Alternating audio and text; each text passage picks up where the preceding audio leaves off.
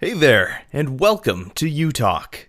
It's a program dedicated to diversity, highlighting native-born and new Canadians' cultures and experiences.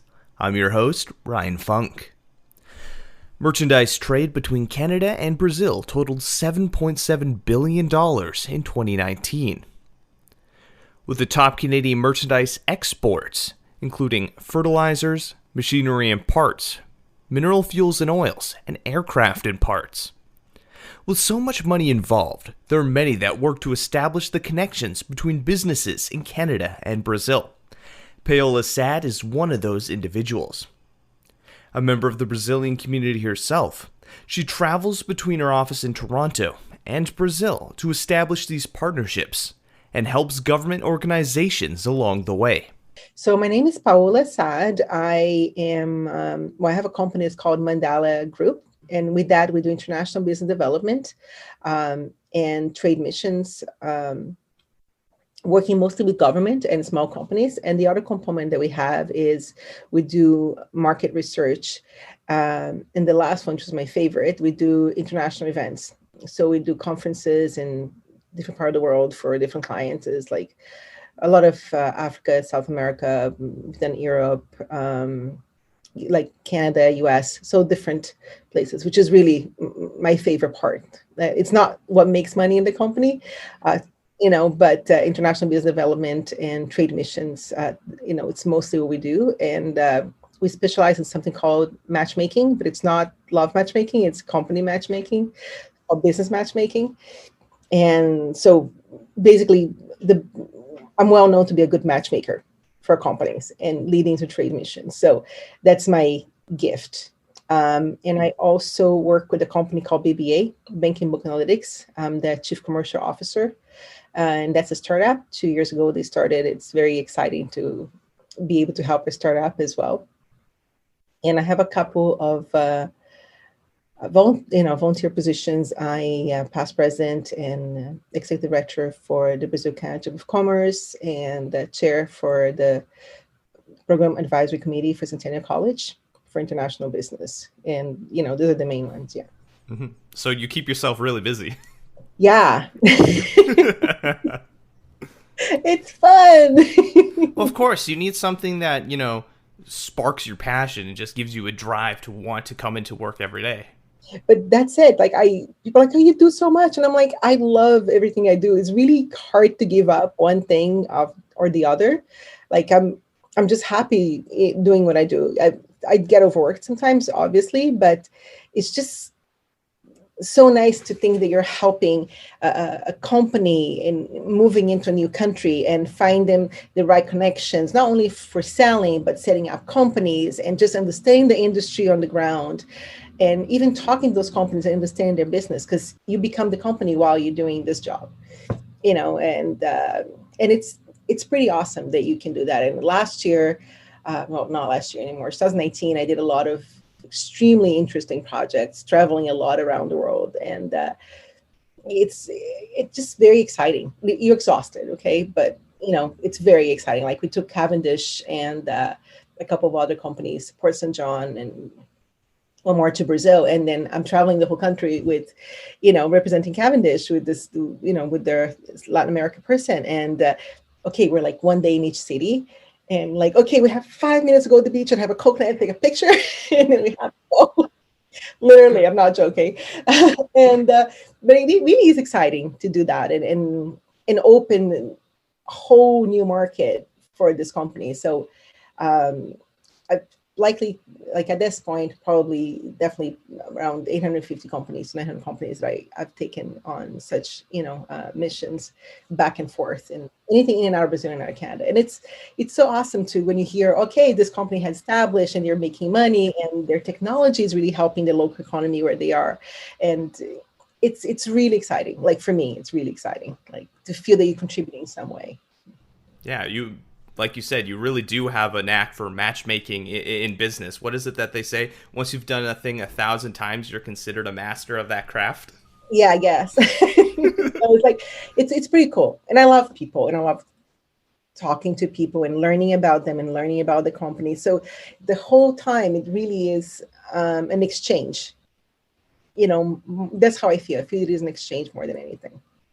So, what first attracted you to this business? How did you kind of get involved in this whole aspect of working with companies and helping establish them and connect with others? Mandala and Region started as sort of a PR events company, and it just took a life of its own in a way. So it was just I was doing an event here in Toronto. Somebody from the Canadian consulate was here.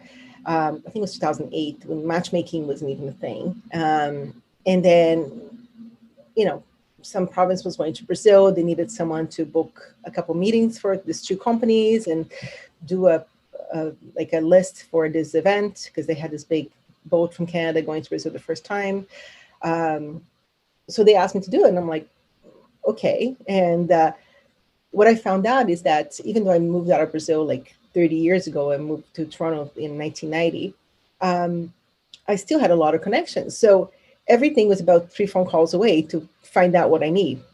And it's never easy, but in terms of the methodology, it turned out that if you do things in a certain way, and honestly, it has everything to do with the way you talk to people, how open they are, and cultivating, past relationships with no agenda really. Because, and then one day you're like, oh my God, I know that person that, works in the ministry now that I met in this party that can help me get this meeting for this client. So things they just click, click, click, click, and then it just happens. And it's pretty awesome when that, and in general, it works. It's just a matter of knowing which channels you're going to take and really, being nice to everyone, like, and knowing when to overstep people, like a CEO of a company, I can't get over like past their 3 secretaries. And I'm like, no problem. And I'm like, LinkedIn, so I have to go through secretaries, the whatever Canadian person is going to Brazil, and I can't get through them. And can you just do me a favor and answer this if you're interested in meeting this person? Because I need to know. So I'm very upfront. I'm always very upfront. And they're like, oh, sure, here's my cell phone. I'm like, I love you. It sounds like a key skill is adaptability. Yeah, you have to be adaptable, and you just have to you put yourself in other people's shoes. That's what I always do, and believe that you're doing what you're doing it's really a win-win situation for both sides, unless you're dealing with a huge company like Petrobras. Then it just bowl your way in nicely. So you've talked a little bit about the how exciting and thrilling it can be working in this industry. What are some other exciting parts or challenges when working in international business? Cross-cultural communication is a big deal. So one thing that I always try to work on both sides is how business culture works and what the expectation is, and really preparing them, because it's such a different culture. Well, not anymore, it's COVID, but before, Brazilians are very touchy. And I don't even know, when I moved to Canada, how people could bear to be around me. Because I'll be talking to people like, hey, how are you? I have to be touching them all the time. If anyone does that to me now, I'm like, ugh, just stay away. But Brazilians are very touchy. So I have to teach people about like the shake and roll. People like shake and then they pat you in the back and they like, walk down the corridor. And I'm like, and Canadians are like this. They're like, oh my God, don't touch me, right? Like Brazilians are touchy. And, you meet, a girl meets a girl, is like 2 kisses or 3 kisses or 1 kiss, depending on the province, and guys is the same. And guys themselves shake and they pat in the back. And so those small things, and how to dress and how to stay alive, like, well, I had this trade mission from Morocco going to Brazil, and it was an artisan, and there was some big guys from the government as well. So, and there was one person with them, like a local, Aisha, Moroccan. And I'm like, I'm not even staying in the same hotel as people, because I'm like, I'm going to kill them. I'm like, do not go out of your hotel. There's like protests on the street, literally at that time, every day. Like, don't pull up your phone, don't wear a watch, you know, don't step out of your hotel if possible. Like, I don't want to lose anyone here, you know, especially if they're wearing like the tunic instead of wearing a suit, or just, you know, when they really look like foreigners. And in Brazil, you stand out like a sore thumb. So with things like that, it can be really challenging as well when Canadians are not like that. But, you know, and other things like keeping meetings and keeping people on time. Again, the cultural aspect of it, and even explaining like, okay, if you go for lunch with a Brazilian company, it's a big deal. They invite you for lunch. They have to wait for them to bring up like business, and it's not going to be to the end of the lunch when you're having coffee that they're going to bring out, you know, they want to learn about you before doing business with you, which is kind of Middle East is the same idea. So have, you know, explaining those things in, you know, logistic terms. And if the delegates are non-Canadian, you know, any other culture almost really, um, that respect the norms of the local. It's a huge, for me, it's a big challenge. The matchmaking side, of course, when before you go is huge, especially because people cancel and you have all those things. But you have to be flexible, you have to be adaptable. You really have to choose your battles, and because you're dealing with people. So, you know, I try to be happy all the time. That's my nature. Sometimes you want to kill them, and I actually tell them, it's snowing right now, you know. But the challenges are more like really interpersonal and cultural, more than anything else for me. You know, in doing those things. When it comes to matchmaking and trade missions, when it comes to event, is a different.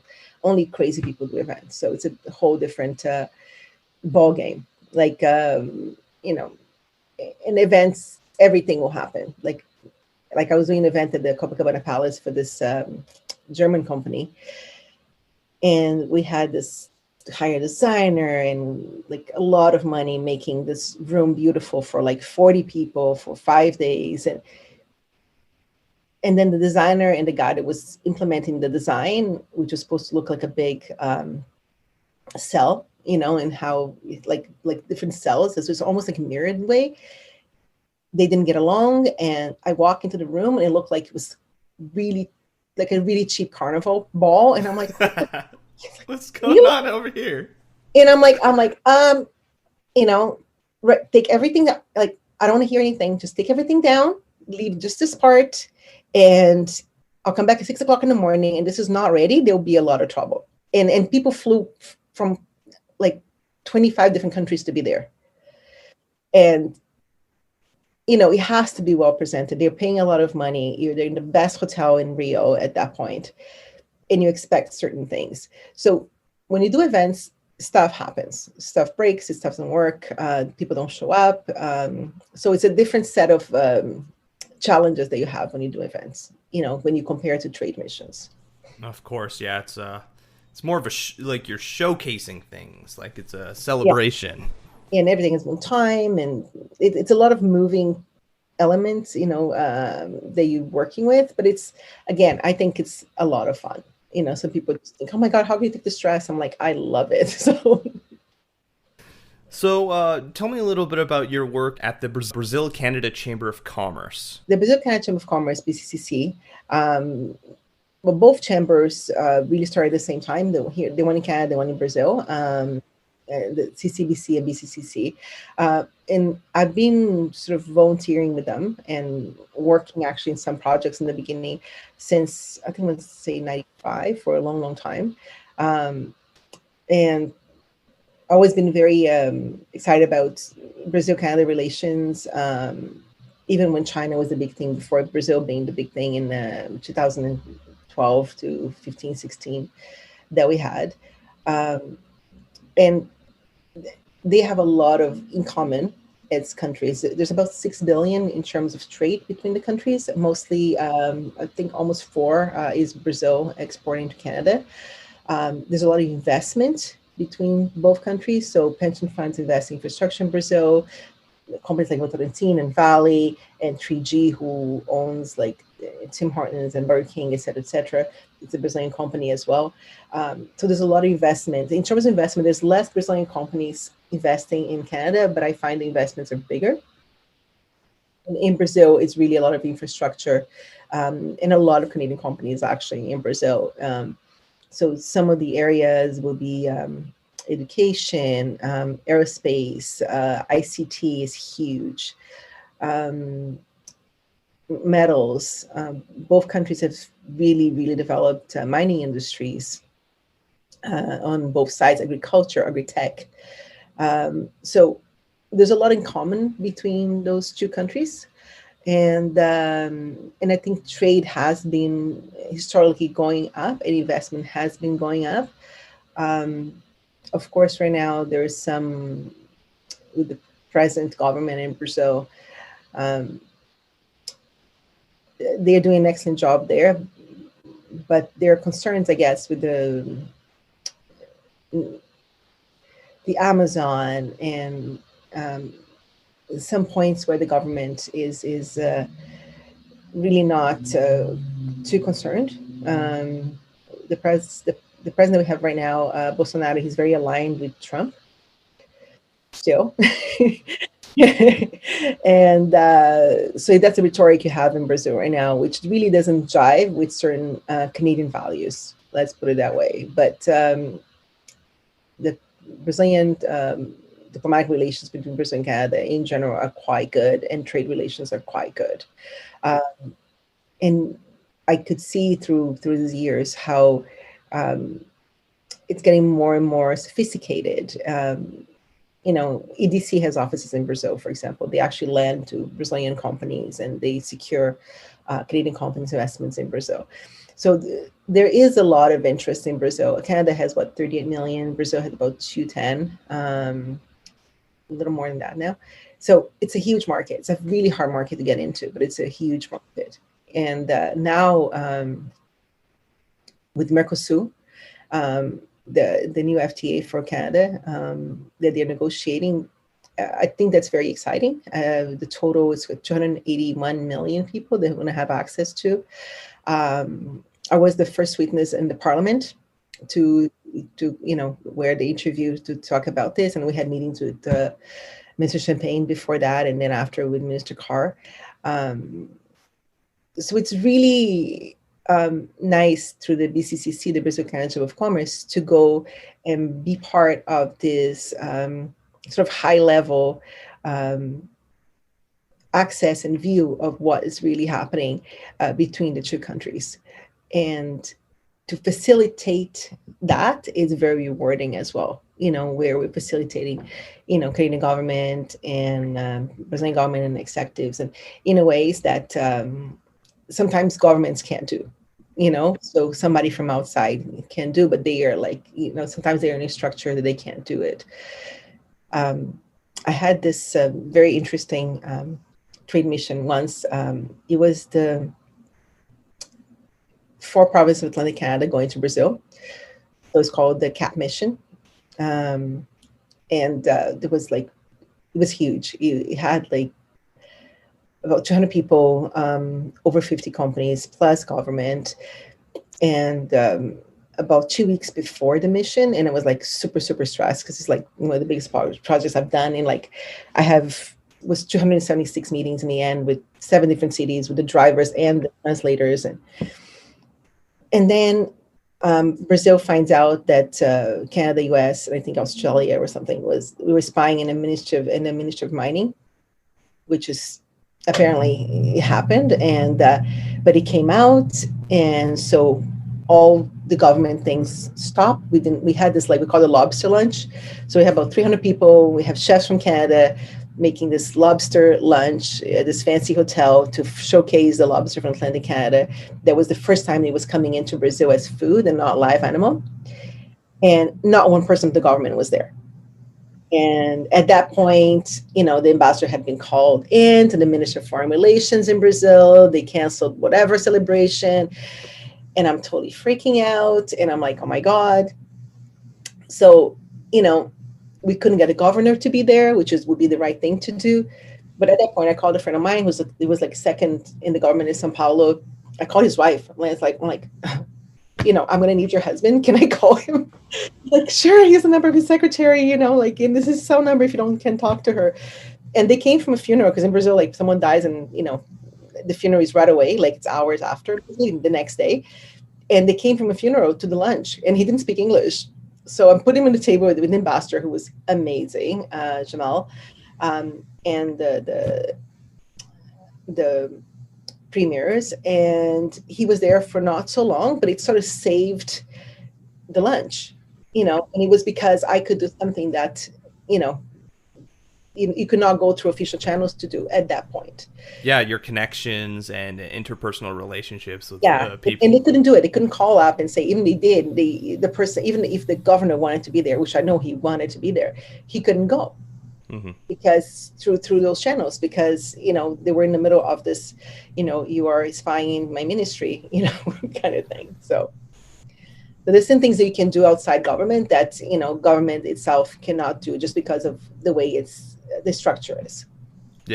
Yeah, you have a little bit more flexibility and freedom there. Exactly. You don't have as much pull, but you definitely have more flexibility. Paola loves her community in Toronto and loves what she does. If you have any stories you'd like us to share or communities we should highlight, leave a comment on our social media or reach out to us on our website. I'm Ryan Funk. This was You Talk, and have yourself a good one.